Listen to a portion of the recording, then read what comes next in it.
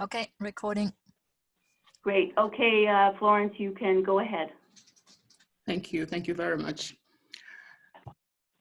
Welcome, everybody, to this first EvalSDG Insight Dialogue. Can you all hear me okay? I suppose? Yeah? Good. Fantastic, I hear. Just to say, please use your chat box bar very liberally. We'll be using it because we need this to be very, very dynamic. So, I'm particularly pleased to welcome you to this first dialogue. We have called it a dialogue for a purpose.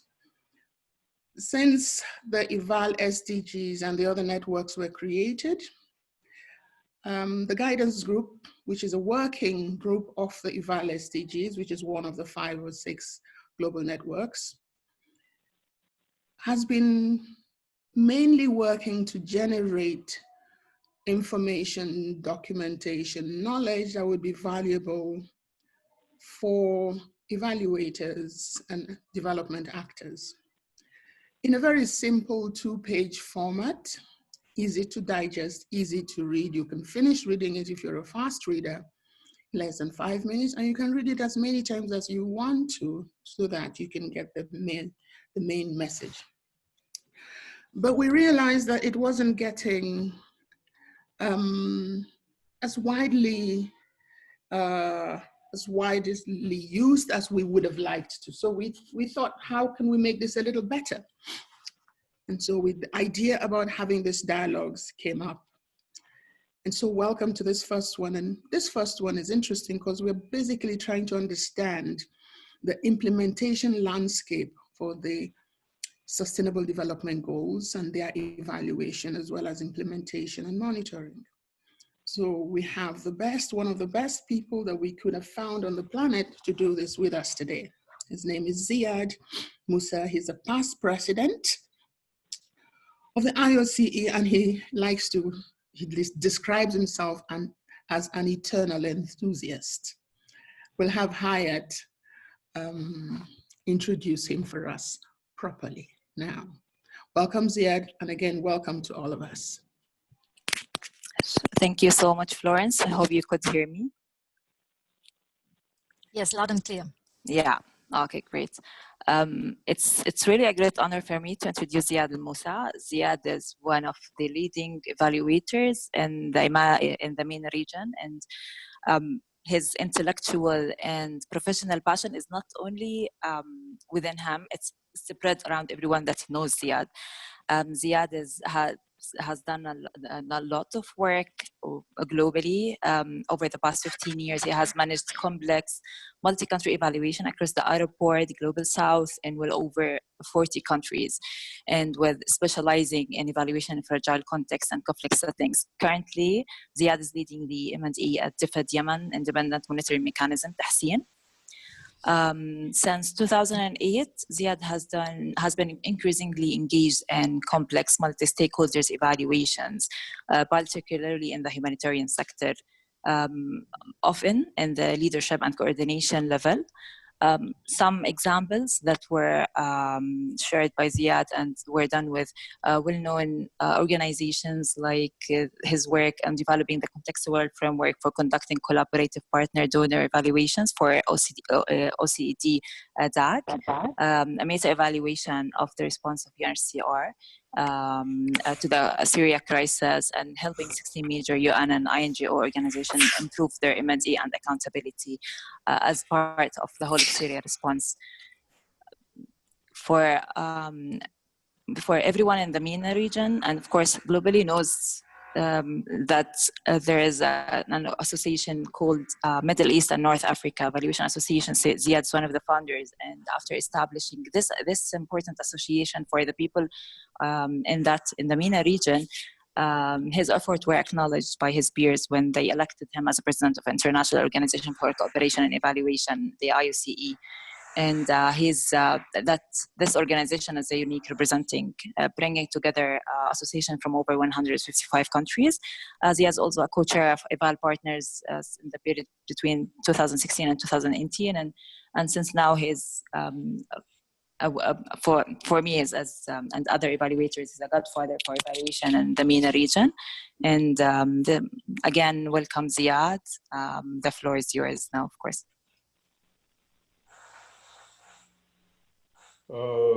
Good morning, noon, afternoon, evening, depending on whenever you are in the planet. Thanks a zillion for the kind words, Florence and Hayat. Good that we don't have a cam, otherwise you would see me blushing, and trust me, that's no lip service. In fact, I've been blissfully retired from the, let's say, global evaluation governance as of 2019.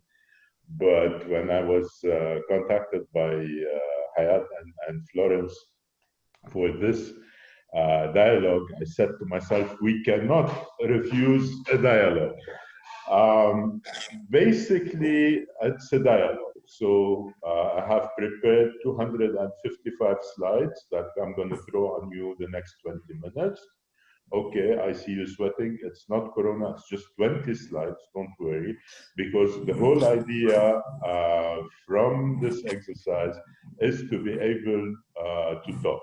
Now, you might hear me as sounding a bit harsh on VOPEs, but you know, VOPEs are somehow in my DNA.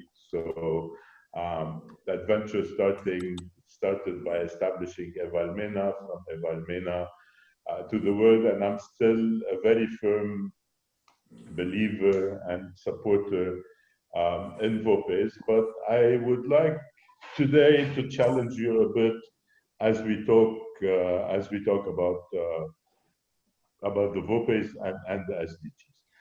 The 20 slides I spoke about are roughly divided into 5-6 slides of a macro context, some emerging issues that need to be taken into consideration when we talk about SDG implementation on one hand, and the VOPE involvement in that on the other hand.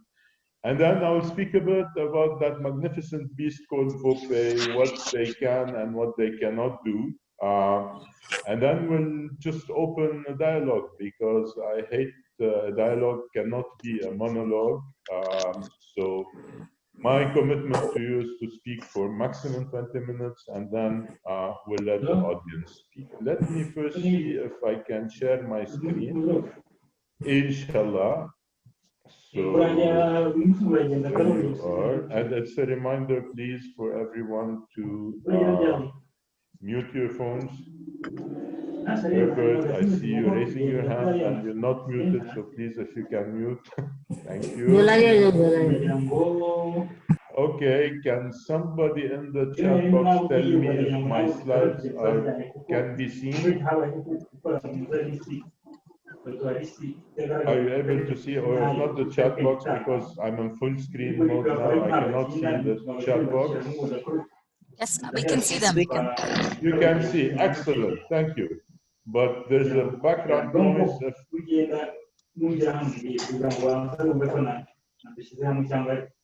So Herbert, mon ami, can you mute, please? Yeah, thank you. Magnificent. Okay, so here we are.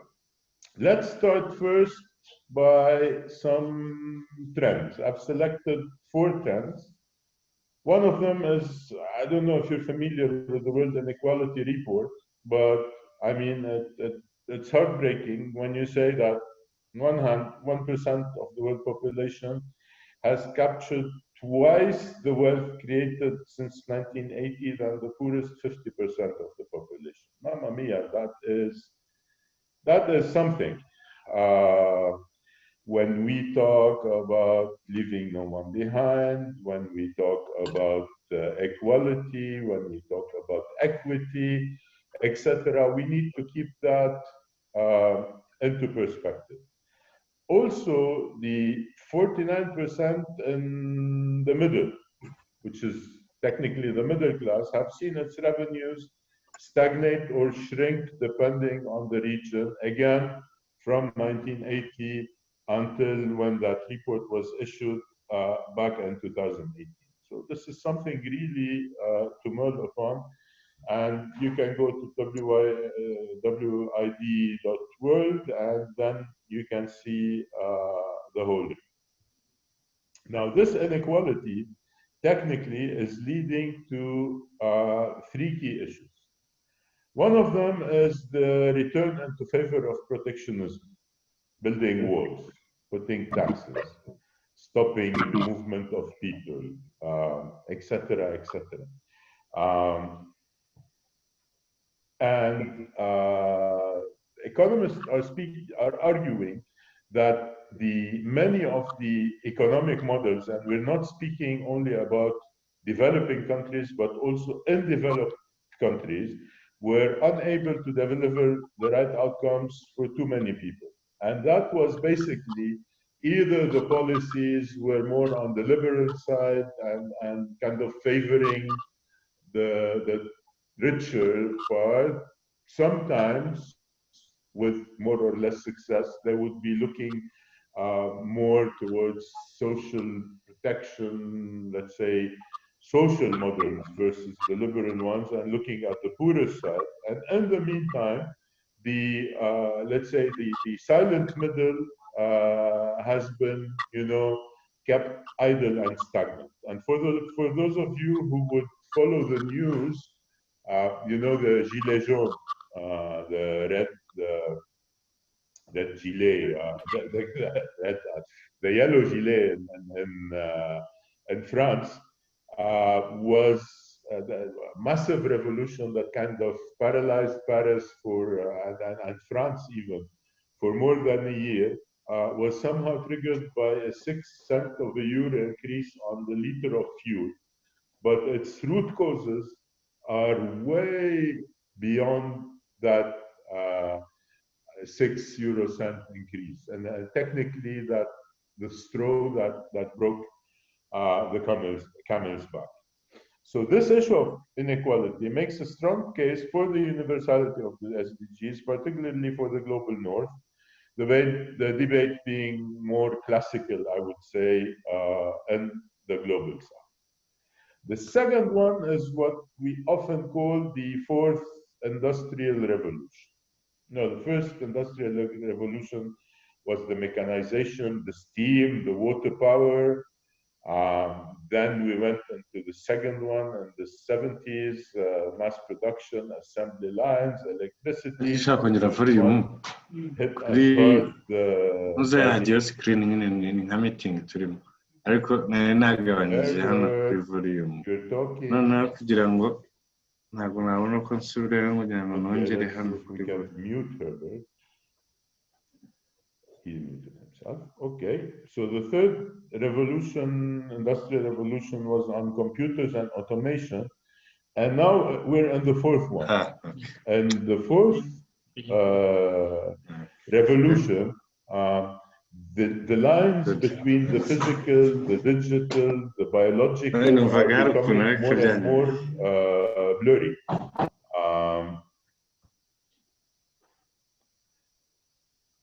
I'm just, yeah, where's Herbert?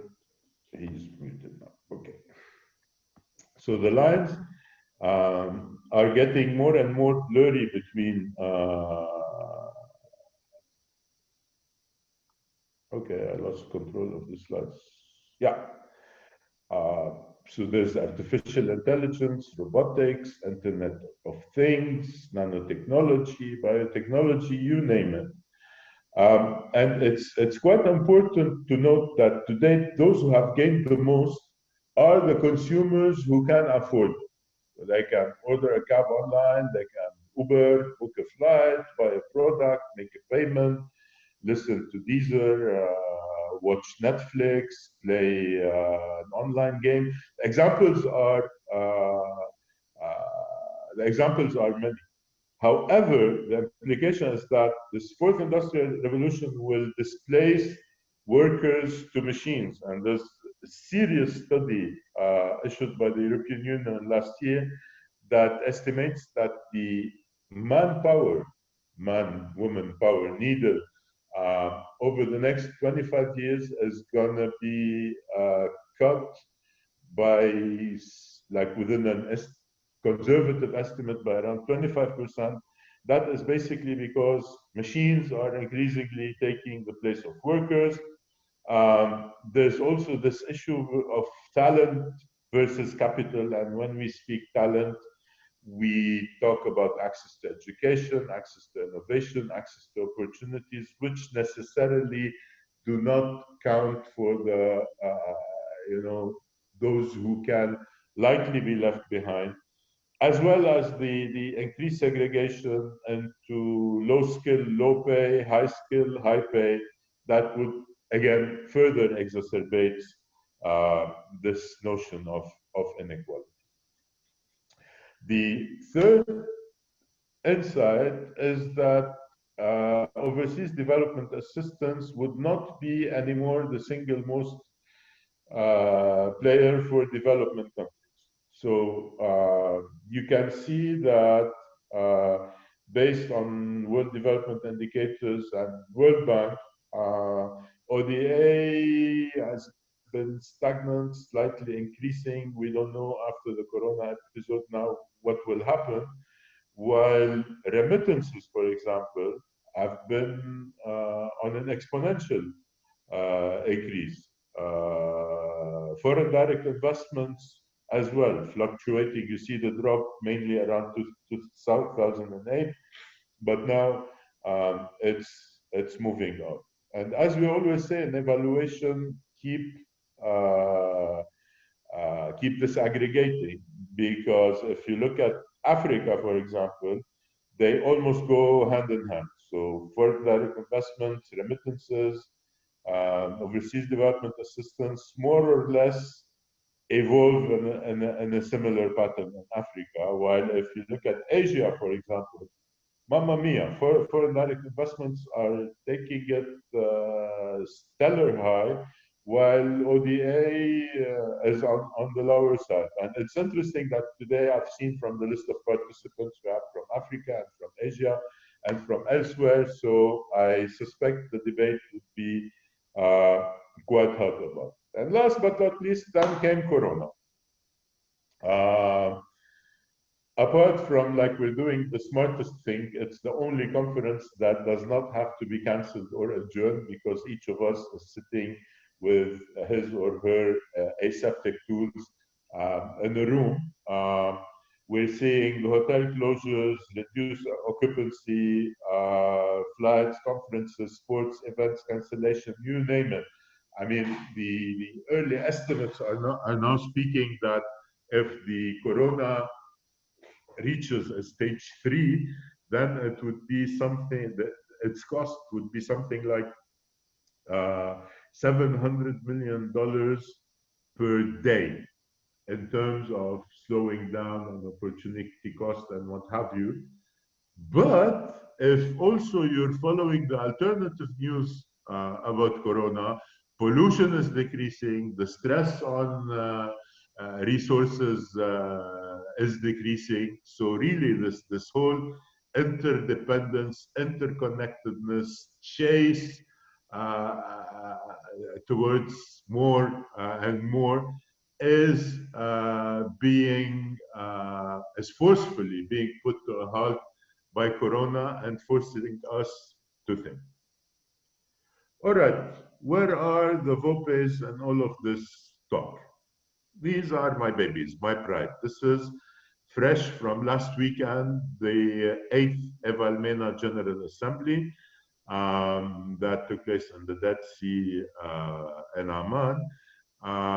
This is an example of a regional VOPE. Under this regional VOPE, there are 8 national VOPEs, and there's too many people in the picture, but if you can zoom, you can see all ages, all races, all colors, and all smiling. So in a sense, this is what the VOPE is.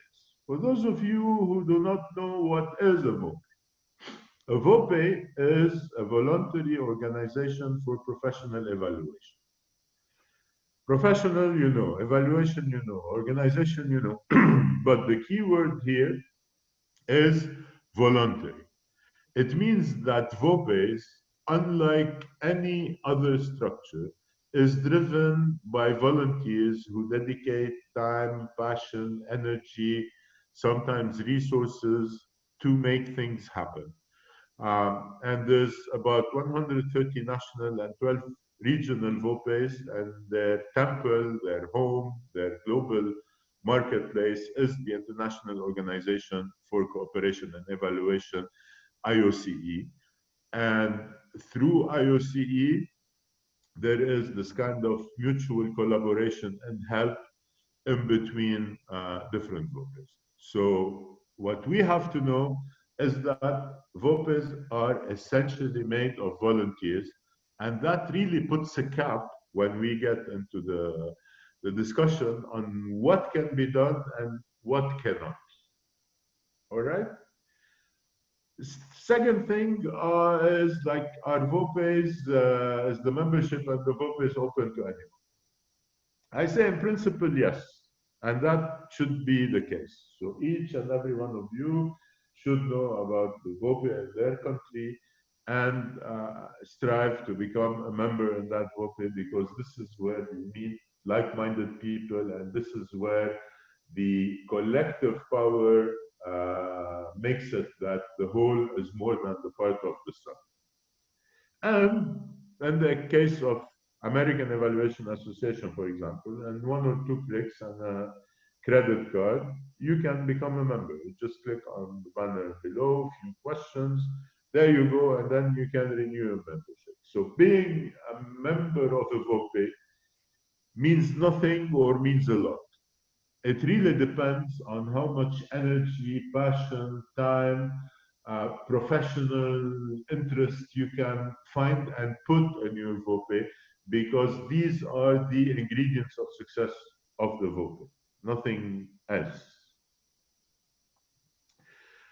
Now, you would ask me, what do VOPEs do? Because there again, it's really very relevant about the debate around the SDGs. So one of the flagship products of the VOPEs are conferences. And I'm sure that out of the 34 participants in that call, each and every one of you have traveled at least once, 2, 3 times to conferences. And conferences are really a great place to meet, exchange, learn, but you know, you could get some conferences overkill, especially that in evaluation we have a fabulous model. So we are supposed to pay to take place at the conference, and then we present papers for talks and panels. And if all our papers and talks and panels are accepted, we end up, you know, rather than going to learn, hopping from one panel to the other, just sharing our wisdom. So I really have, in hindsight, now that I've recuperated from my 8 to 10 conferences a year rhythm during the IOC EvalPartner days, that more could mean less in some cases. But also VOPEs do capacity development activities. These could be training on evaluation tools and techniques. They could be specialized trainings, etc. And that is quite important, but often neglected in many VOPEs, particularly in the global south. Regional VOPEs and big ones, like let's say the SAMEA, South African Accounting and Evaluation Association, do have a journal, so they really participate in knowledge and content creation. And since a magical organization called EvalPartner came into existence, and I won't explain to you what is EvalPartners because you are in a conference sponsored and initiated by EvalSDGs, which is one of the building blocks of EvalPartners. There has been joint research and collaboration, etc., etc. Then the question is, are VOPEs rich? I see you smiling, particularly those of you in a management position on VOPEs. I would say they're rich with their people. So there's a tremendous human capital in VOPEs. but finances are always an issue. To wrap up the conference, to sponsor those who cannot make it, to keep a minimum secretariat cost going. So when I say rarely support staff, this means, I mean, you have a VOPE of an average size of, I don't know, 100 members who charges, I don't know, $20, $50, which is what AA and European Evaluation Society charge, more or less. That makes it too little to move 2,000, 3,000. So this is not enough to have support staff. And I can tell you from 4 years of experience that it is very difficult, although not impossible, to harness financing for evaluation capacity development, which is at the core of the work of VOPEs. So in that sense, again, when we will be debating about what VOPEs can do with the SDGs, we have to keep that in mind as well. Last but not least, on VOPEs, I mean, what is the natural habitat of VOPEs? So we normally talk about the evaluation ecosystem at the national, at the regional, and at the international level. Within that ecosystem, of course, evaluators are essential, but also commissioners, academia, civil society, government, parliamentarians, foundations, private sector, etc., etc. So anyone who has a vested interest in evaluation makes part of the evaluation ecosystem, and VOPEs are an enabling or a balancing element within that evaluation ecosystem. So, and when we talk about national evaluation capacity development, we have to keep in mind that model that should be enshrined in all the work that is done under EvalPartners. So a national evaluation capacity, which is, you know, the DNA, the water and the sun and the wind of the evaluation ecosystem, rests at 3 pillars. Individual capacity in terms of skills, knowledge, experience, etc.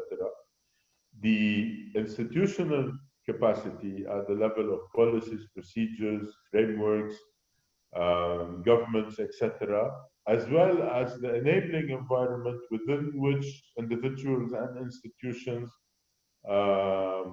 work with each other, but also the relation between these 3 elements that make the entire ecosystem.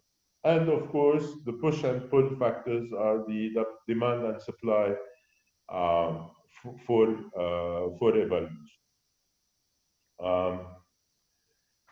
Okay, so let's bring the discussion towards landing and talk about the work of the VOPEs in the context of the SDGs.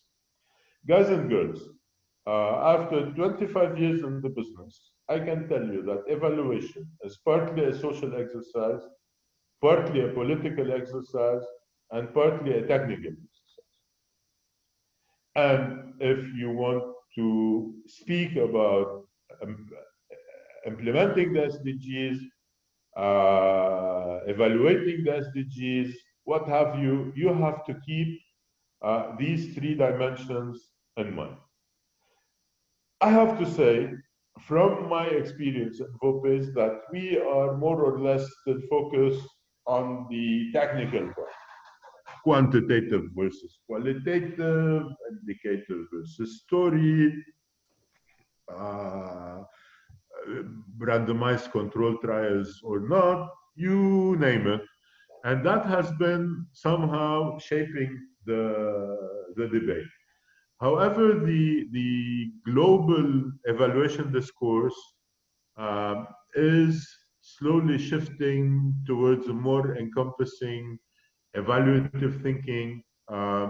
Quinn Patton, after developing developmental evaluation, utilization-focused evaluation, is now more and more talking about blue marble, which is a holistic Anthropocene-inspired approach to evaluation.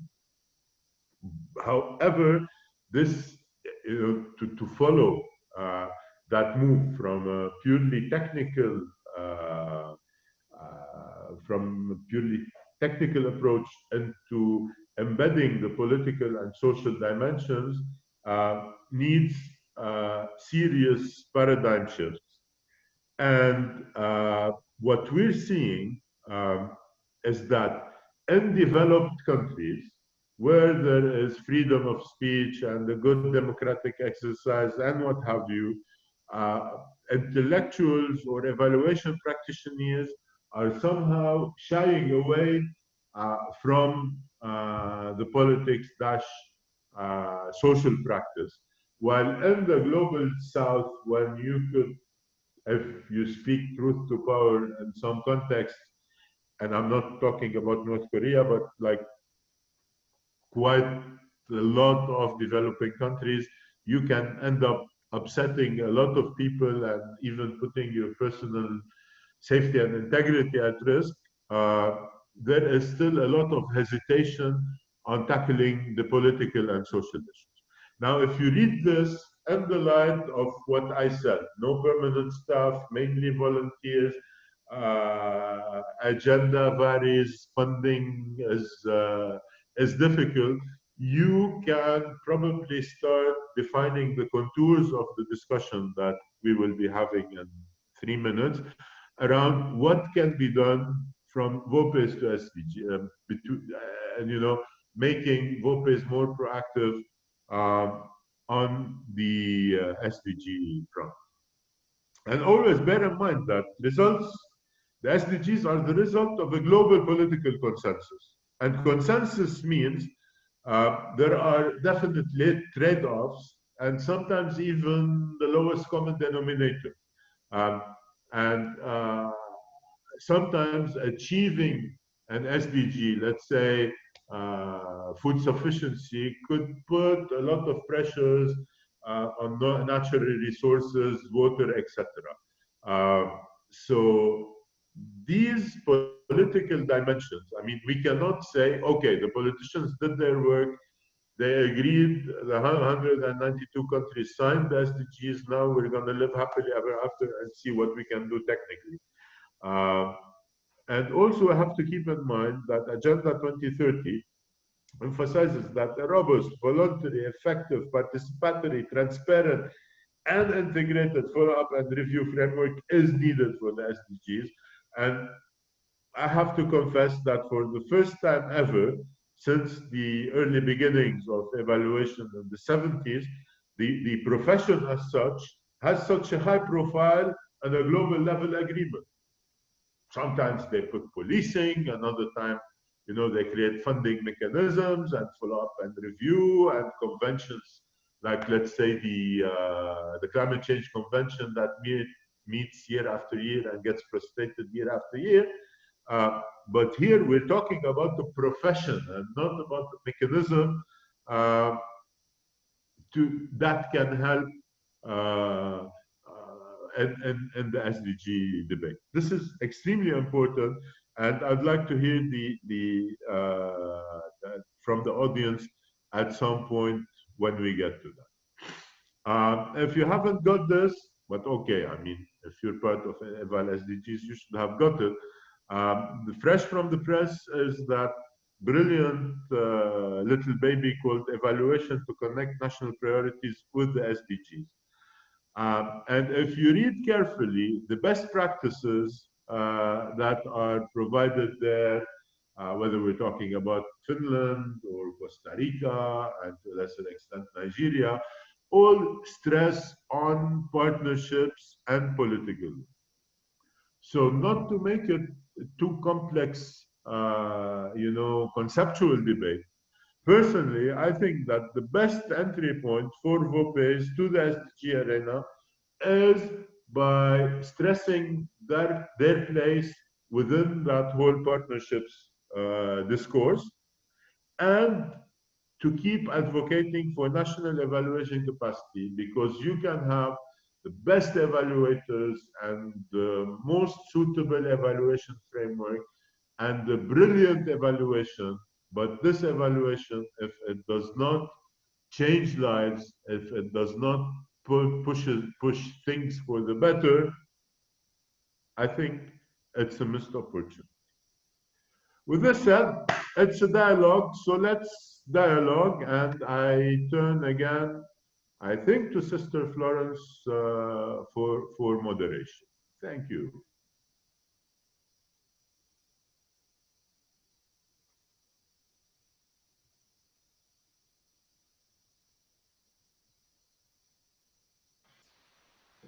Hi, good morning. Diana Davis Smith, Country Lead, Jamaica VOPE. When you speak of regional, thanks very much for your discussion, your presentation just now.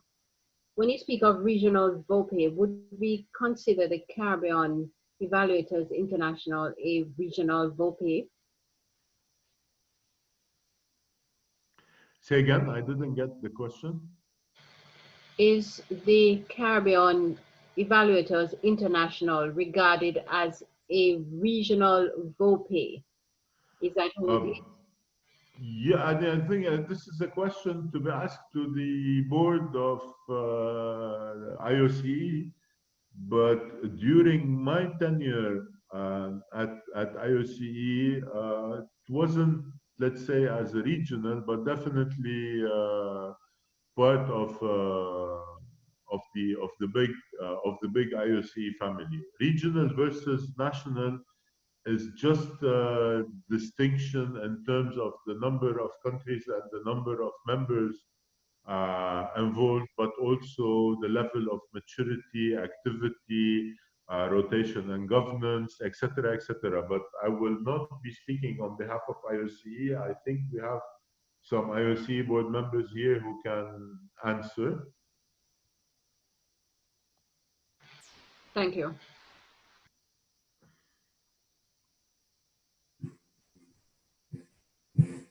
So anyone, guys? Yeah, Ganapati, Asela, I hear you now. IOCE again. Can I just say something to everybody, please? Thank you very much, Ziad. I wanted to just say that we have not been disappointed. We absolutely are happy to hear what you have to say. As the conversation was going on and your presentation was unfolding, some comments were being made and some questions were being asked. And so I suggest that we should probably start with some of those questions that were put on the pane and comments that were put on the pane, and then proceed to people who can then follow up with raising their hands to add additional questions or additional comments. I totally rest my faith in your capable hands, Florence. Just like you have shown us that you're very capable. Thank you so much. Okay. We have at this point a couple of questions which I basically want to ask.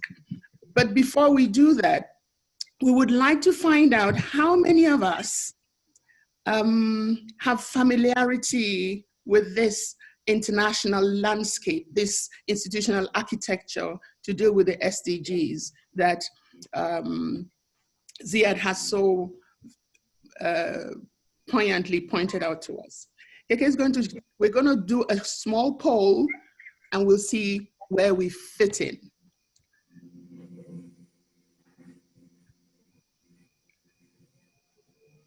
Katinka, good, fantastic. If you just, we would go to the website. Hello. Go to the website as indicated. So you might need to leave the meeting to do, so the Mentimeter is there, but we go to the website and use the code 722264 and just say, click yes or no. And the question is, are you involved with EvalPartners, IOCE, EvalSDGs, National VOPE, or a continental VOPE? How to do S. How to do? Yeah, yeah, okay, I did it, yeah, okay. Yeah? says, can you minimize your screen a little bit? KK. Okay, let's see what we have. Florence, can you minimize your That only 6 people have been able to go there. Oh, but lovely to see the results coming real time. Wow. Absolutely. Yeah, could we have a few more people? Yalla guys, menti.com. Menti.com. When you log into menti.com, they will ask you for 722264 Yes. and vote. Yes. Voila. Voila. Okay. Well, that's 12. That's not even half the numbers in the 13 going on. Good. Okay. Gives us a fair representation. 16.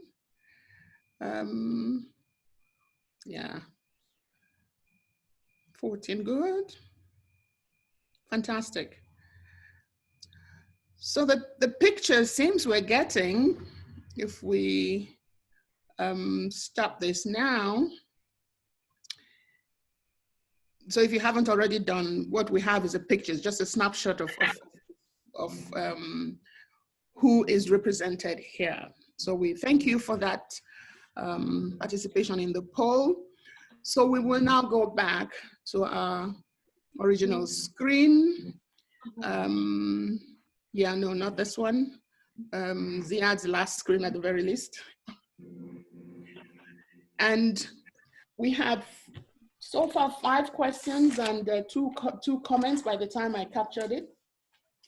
The first question really was about, you know, when we're talking about the 4th industrial revolution, and you mentioned that you mentioned the people who had gained the most as the consumers. I'm wondering whether I know that's a useful dimension to look at, but what about those who are investing in these technologies? Do they not also gain? Have they not gained the most, and are they not adding to that 1% that has the largest amount of money? And what does that mean? What does that mean for evaluation? Second question was, this is pretty straightforward. Is there any VOPE in Thailand? You might know, or some of the people represented here might know. The third question is, do VOPEs have standard operating procedures? And that's a very useful question, especially when you're looking at VOPEs from the vantage point of IOCE and EvalPartners. And there are 2 other questions that were very, very long that were put forward by Cecilia. I suggest that when you do answer the first 3, maybe we can go ask Cecilia herself to pose the question herself. And Amy, these are the 2 comments that have come so far. I'm going to go back and see what other comments have come in. Amy says that the AEA has been pretty successful in acting within the political space in America. And Ponge was also talking about the possibility of political action that a VOPE, a continental VOPE, has done. So those are the questions and comments that have come in so far. And after this, after you respond to the questions, I haven't taken any more questions. I think we should probably go to the board and have people raise their hands to answer, as long as they can navigate that. Thank you. Over to you, Ziad.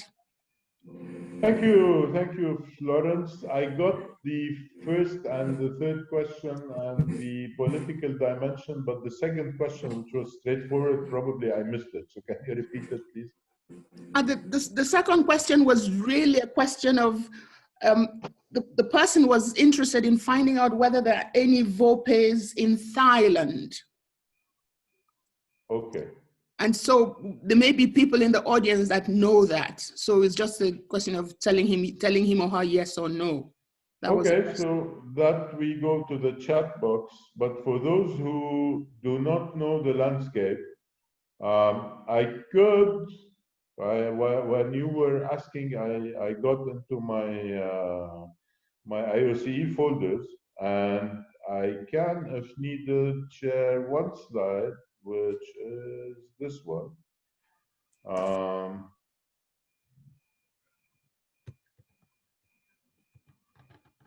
Yes. Yeah.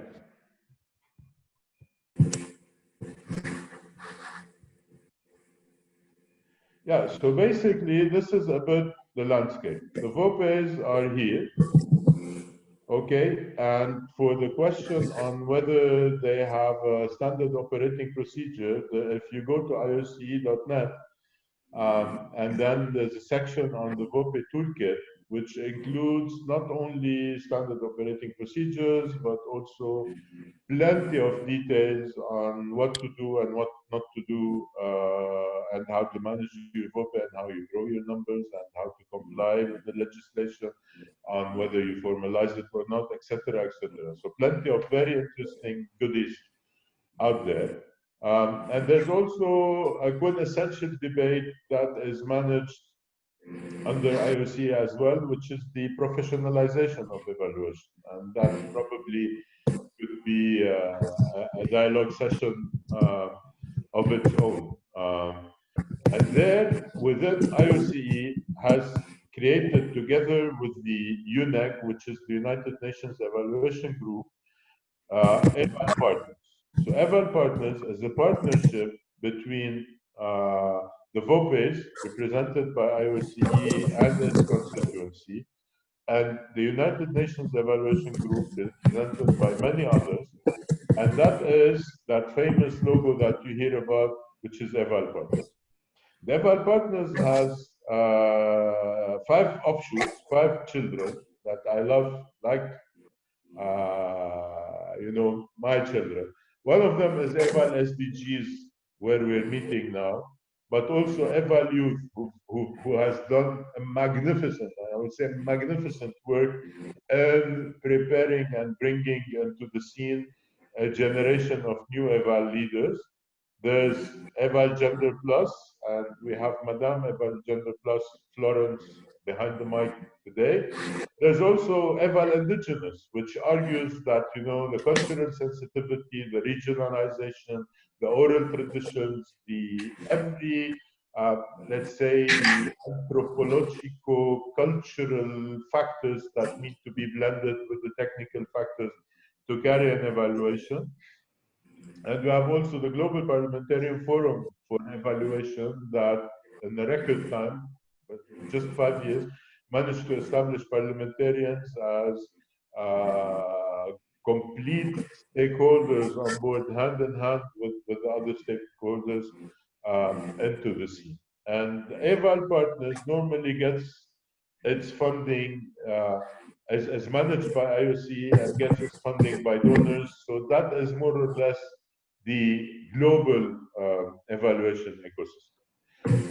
Regarding the fourth industrial revolution, the problem with the fourth industrial revolution is that you can be the biggest hotel company in the world and not have a single hotel. And I'm talking about booking.com. You can be the biggest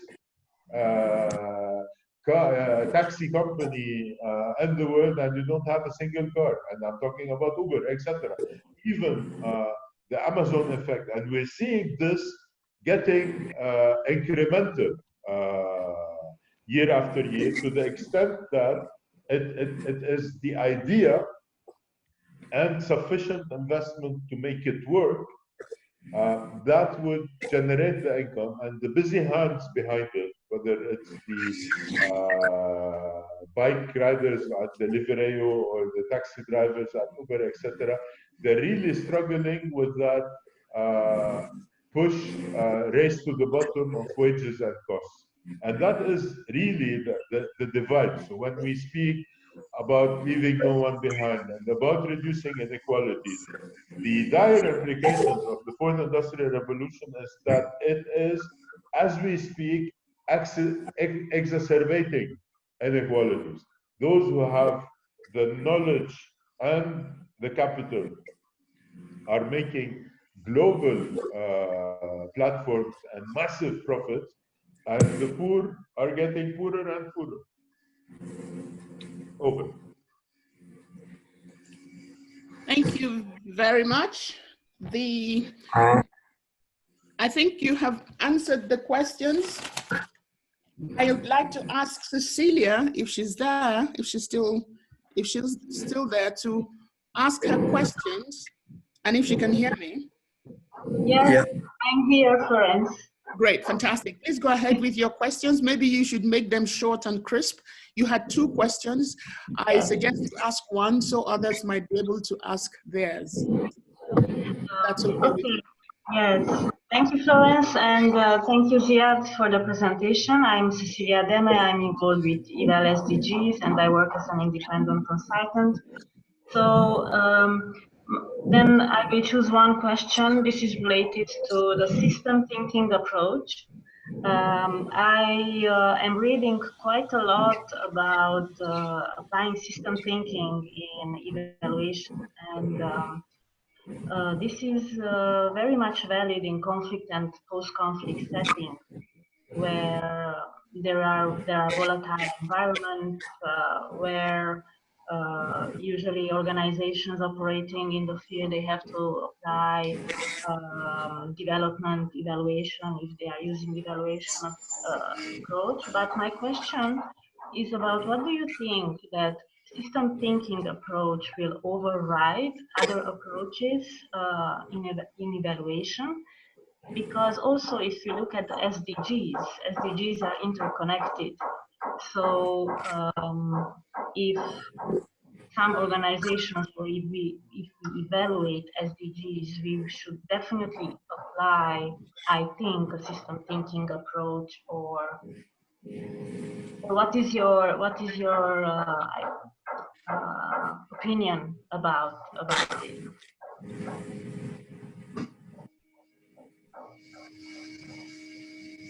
Thank you, Cecilia.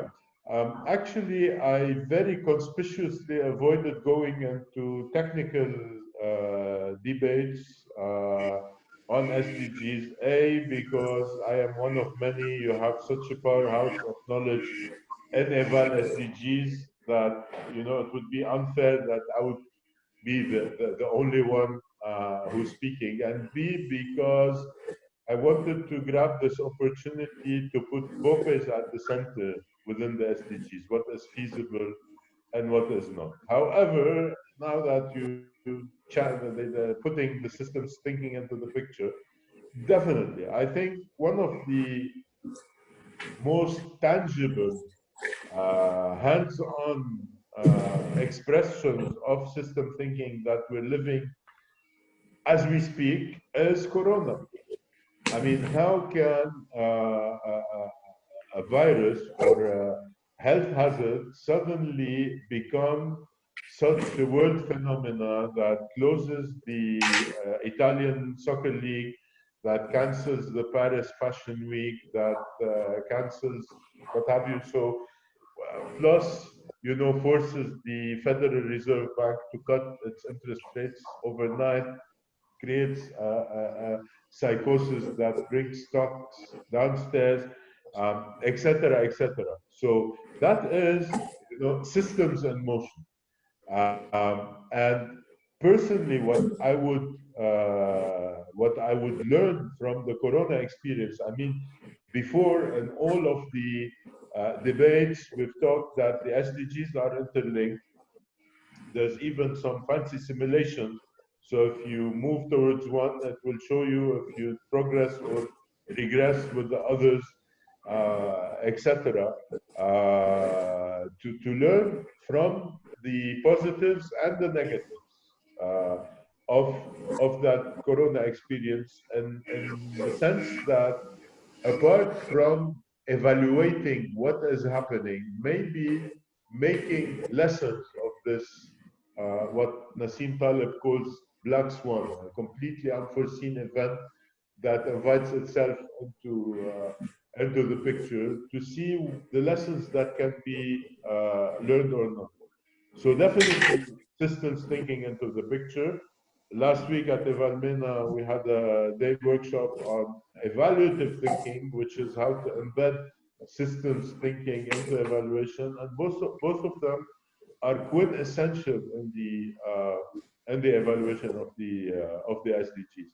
But just like a system is composed of many actors and factors, what this presentation argues is that VOPEs are one of many actors and factors that can work towards a more evaluative approach towards the SDGs, but we have to be aware of their strength, which is, you know, a bit like what the hypothalamus or the pancreas does in regulating the evaluation ecosystem at large and the national evaluation capacity processes, but also be aware of their weaknesses, which is they're voluntary, they have limited resources, they have limited time, they don't have permanent staff, etc. Over. Hi. Hello. Thank you very much. Hello, yeah, can I ask a question? Can you raise your hand so we can know who it is, please? Yeah, how to raise your hand? No, I'm not sure. I'm not finding the place. Okay, go ahead. Please just go ahead and tell us who you are. And if you have any questions, we have less than 5 minutes to go. If you raise your hand, then at least we'll know who is asking a question or who is on the queue to ask a question. Thank you very much. Please tell us who you are and go ahead with your question. Thank you. Hello, yeah, this is Ganapati, currently chairperson of the Community of Evaluators South Asia. I very much appreciate the presentation of Ziad, that he brought 3 dimensions in the evaluation: the social, political, and technical. And I think the social the dimension and political dimensions are also gradually coming up in the evaluation, because we are talking of now, you know, the inequality, and we are also talking of, you know, equity focus and gender responsive kind of evaluation. So this addresses the social issue and the political, the domain also. To some extent, we are in the process of, you know, coming up, like, you know, the parliamentarians are being involved in the evaluation now, and in some of the zonal I saw in the screen that so I mentioned that in South Asia, in last the 2 conclaves, we had you know, very much involvement of the politicians, like the prime ministers. There were prime ministers also involved in the conclave, and also currently in the Eval Fest, which India organized recently in February. There were also some parliamentarians involved. So that way, political dimension also is gradually coming up, but it is not yet at the level of satisfaction. Coming to the VOP, the more challenge now for the VOP is how to sustain the VOP, because there are now many VOPs, but many of them also, you know, they are not functioning now. So sustaining the VOP is really a challenge now.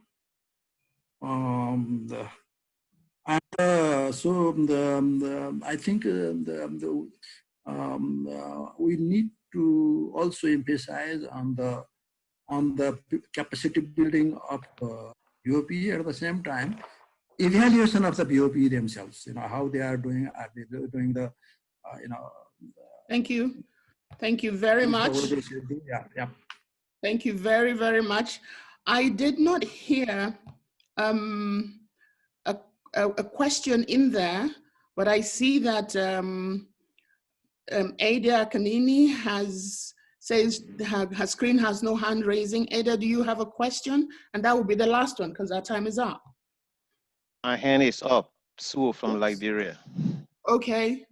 All right. So we'll take those 2 questions. And, that is the smartest way to raise the hand, too. Is to raise a voice. Okay, so Ada goes first, and then we have Sue. Thank you. All right. Good. 2 questions. Ada, please Unmute yourself and ask your question.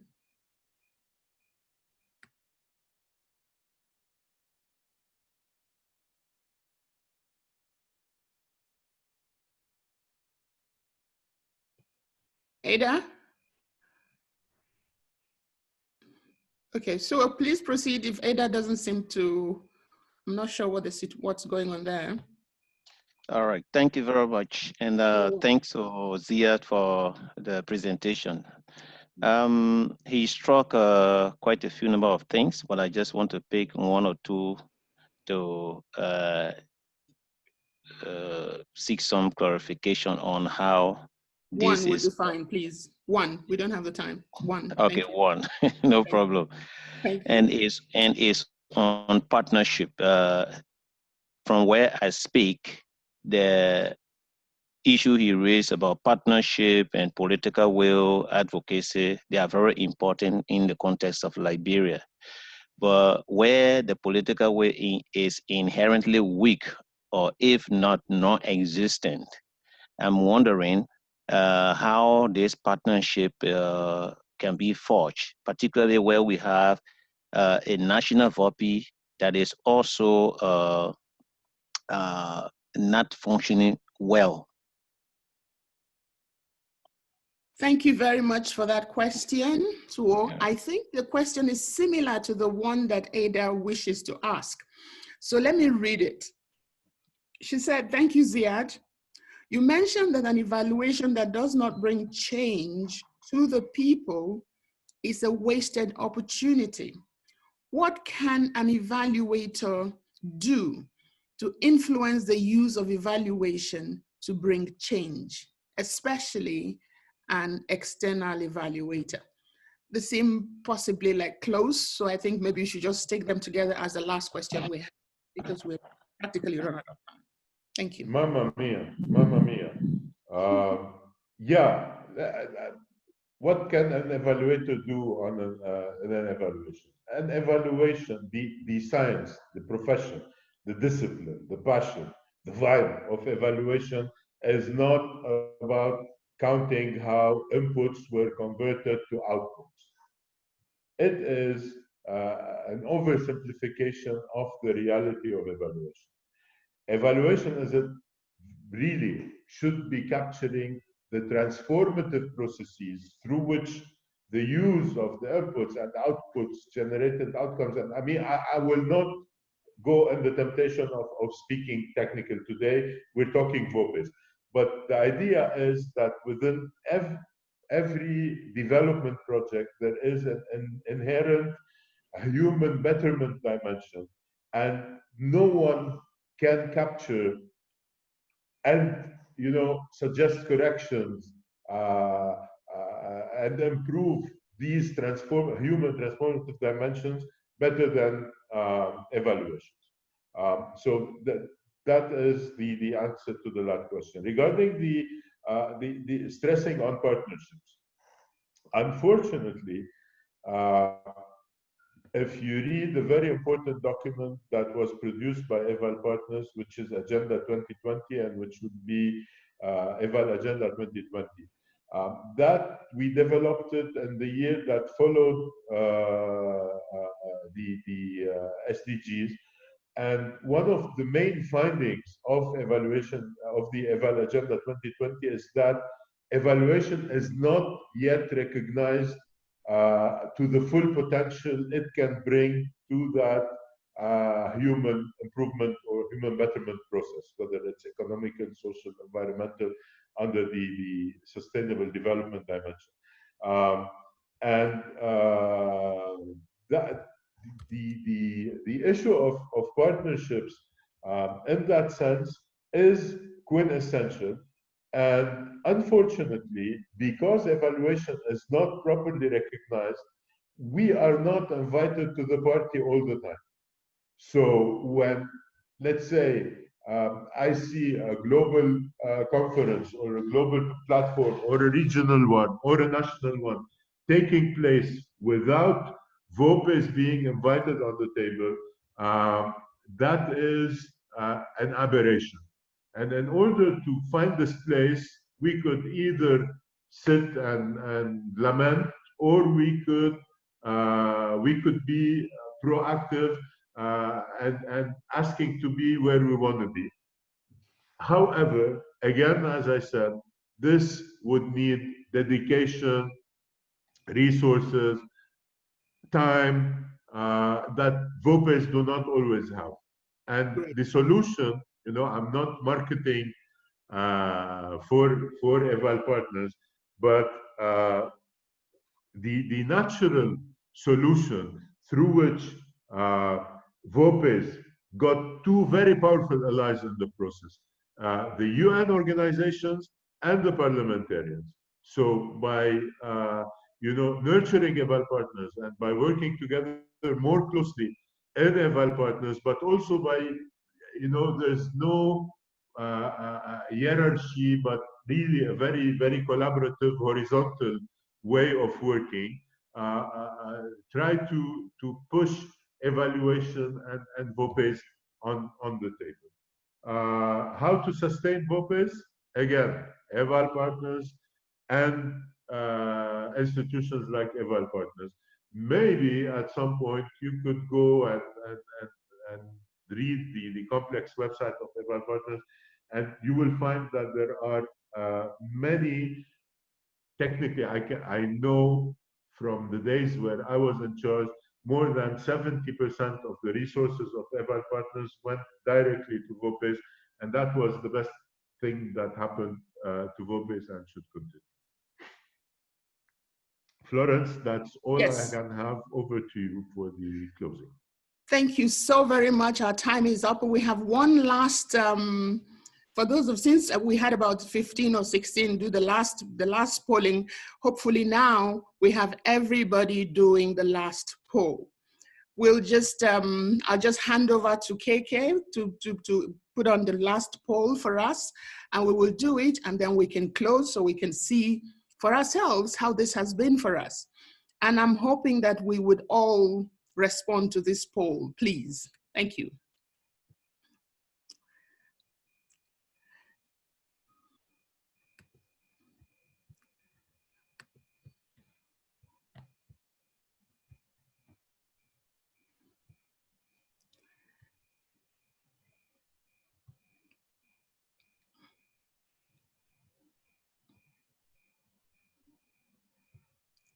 Okay, that's nice. It was informative, I see. Any more superlatives? Any others? Fantastic. Okay, it was very informative. Claire, thank you. Good. Thank you very much. Also, thank you for telling us it was basic. Thank you. So little time. Yes, thank you. Thank you, everybody. Thank you. Yes, coronavirus, yes. Great. Okay. Thank you very much. Ziad, you can see how people have responded to your presentation. I would like, on behalf of everybody, to say I thoroughly enjoyed it. I found it informative.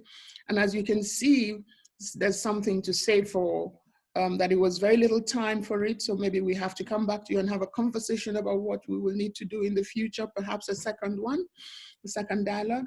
But on behalf of everybody, and especially EvalSDGs, the entire EvalSDGs group, and especially the management group of the guidance group, I'd like to say thank you very much for being guinea pig in a sense, but not necessarily. Sorry for the reference to pig, but this has been absolutely wonderful. We couldn't have chosen a better person for this first dialogue. Thank you very much, Ziad, and thank you all for being here. Have a lovely Thank you guys. See you under the big Eval skies at some point. Yes. Thank you for organizing as well. Thank you very much. Yeah, it was very nice. Very interesting. Thank you. Thank you. Thank you. Thank you all. Have a great weekend. Bye, guys. Thank you very much. Okay. Okay. Just bye all and thank you very much.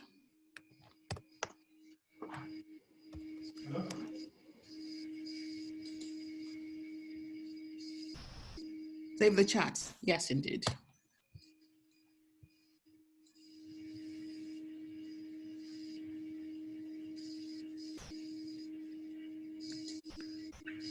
Florence, are you still there?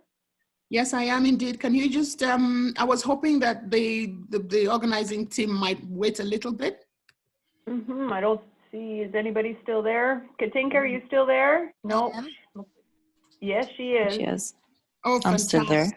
Fantastic. Hayati, you're still there? Yes. Fantastic. Okay. Just to say, We still have that- a few colleagues, other colleagues as well, huh, who are there. Oh, okay. Okay. So that basically we want to say thank you to everybody. And I wanted to ask, Keke, did you have just the comments, or did you have anything remotely like a chat? I think we can save the chat, right? If I'm not mistaken, I think there is a way to save the chat. Maybe the host could do that. Kanika, for the last one, how desirable or how did you like it? Did we have only qualitative responses? Those comments I can extract easily from the polling. That's on me. For the chat box in Zoom, I don't know how we can extract that. No, okay. From the polling, did we have? For the I have a screenshot, but I think I can from the polling. I can easily extract it as PDF. We have it all saved. Yeah. Fantastic. Thank you very much. Okay. For those of you who were part of organizing this, I'd like to say thank you very much for all of your efforts, and thank you, Lean or Melina, for hosting it. Lean is you, right? Melina is not there. No, it's me. It's Melina here. Oh, okay. Yep. I was in a meeting and I just was able to catch the tail end of it. Oh, fantastic. Thank you very much. I'm happy you could catch the tail end because we worked so hard on this with you. Okay. Is it possible to save the questions from the chat, Melina? I'm sorry? Is it possible to save the questions from the chat? I'll have to check with Lynn, but I know on the other platform we could. So I would assume that we can with the Zoom also. Okay. Maybe also Katinka, can you turn off the recorder? Yes, I was thinking about that too. Yeah. Okay.